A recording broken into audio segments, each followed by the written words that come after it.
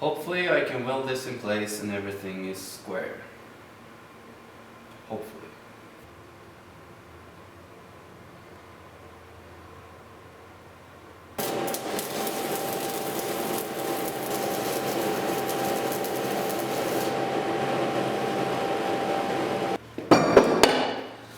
Here's the old bar clamp.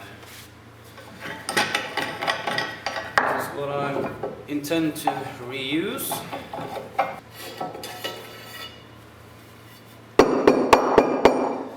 So this piece is going to get mounted onto this piece right there. Somehow. I haven't figured that out yet. I'm gonna think about it for a while. So in order for me to figure this thing out, I had to put the motor back on, and I also installed the chainsaw bar. I need to figure out where on this thing the bar clamp for the nose end is gonna be. And so I've clamped 2 angle irons on the top of the beam just to give me something to measure from. And I'm gonna take a couple of measurements and see where this thing is gonna end up. I'm gonna be calling out the measurements in centimeters. The actual measurement is not gonna be important. The only thing that matters is the difference between the two. Because now, under its own weight, the bar is sagging a bit, so but over on this end it's really stiff, so this should give me a pretty accurate measurement. And over here it says 52 centimeters on the money. There's not a millimeter to spare. We are exactly at 52 centimeters. So that's pretty easy. And over here, with the bar hanging under its own weight, it's 55.5. So it needs to come up to about here. Right there. Which means this little guy is too short. Somebody made a goof. That somebody is me.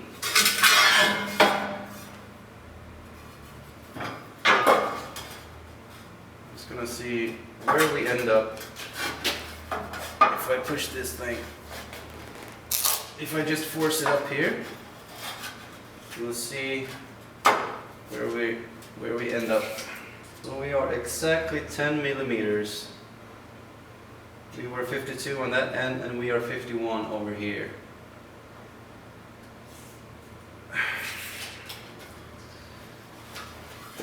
And that's not all. We need another 6 centimeters, I think. Yep, another 60 millimeters to account for the height of this thing. So this guy is 70 millimeters too short. That's not good.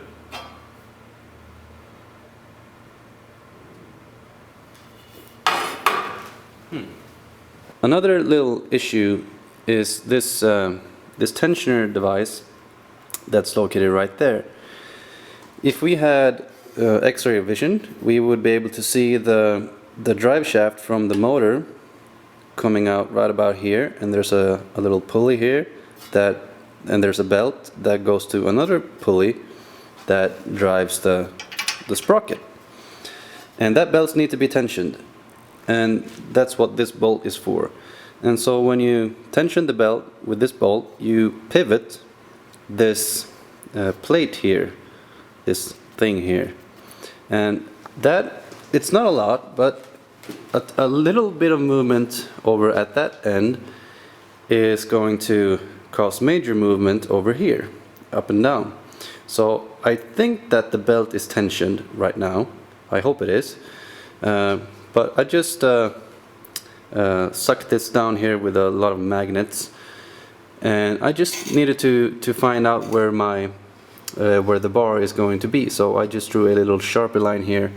So now I can remove this and use those Sharpie lines to give me a pretty good idea of where this needs to be. It's not super critical because this thing can be loosened and it slides up or down or along the length.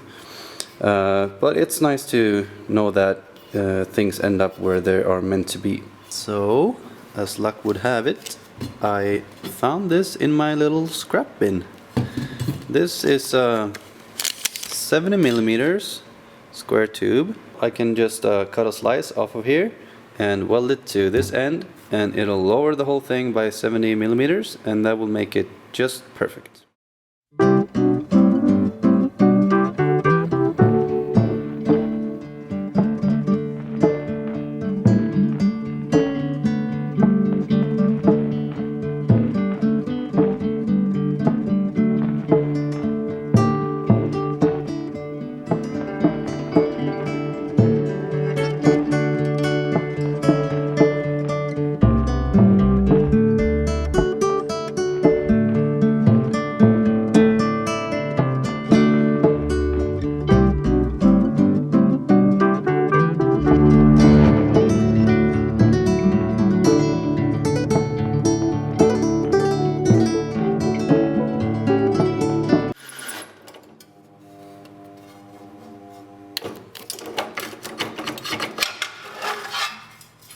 You poor little thing.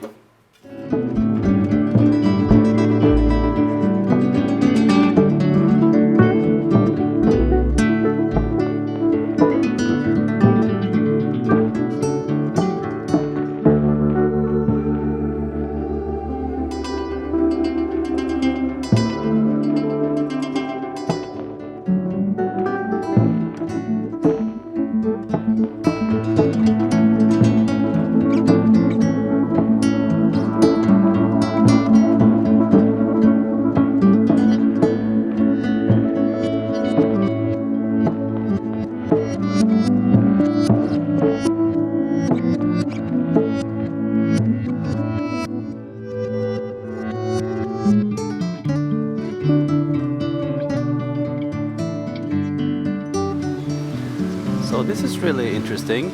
Every year around the first week of October, all of these cool looking mushrooms are popping up all over my logs. So this is the poplar log I was milling right before I started to rebuild the sawmill. And this wasn't here the other day. I came here this morning and this was just growing here.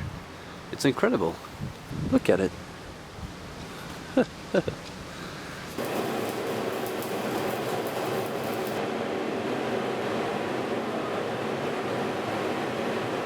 Now I can bolt this down.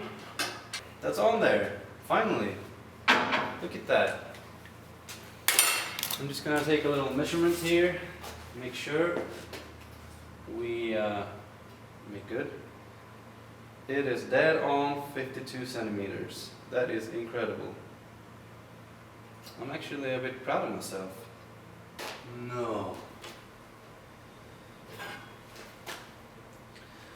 Well, you can't get everything perfect the first time or the fifth time. Now, these are too short. That's okay. I've got more of these. I can just cut a new one that's longer. But this is just so you get the basic idea of what's going on here.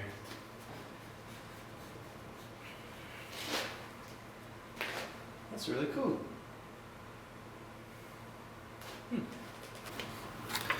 So before I end this episode, I just want to give a brief explanation of all of this. So what I've been doing today is this arm, or whatever you like to call this thing. This is what clamps the nose end of the bar, and there's going to be some kind of a sprocket here as well. I've been using a helper handle that Gramberg makes earlier or previously, but I had a few issues with the bearings. I've destroyed the bearing 2 times, so I might have to fabricate something myself. It's not at all complicated. The good thing about having a double-ended bar like this is that you could have a chain tensioner at the nose end.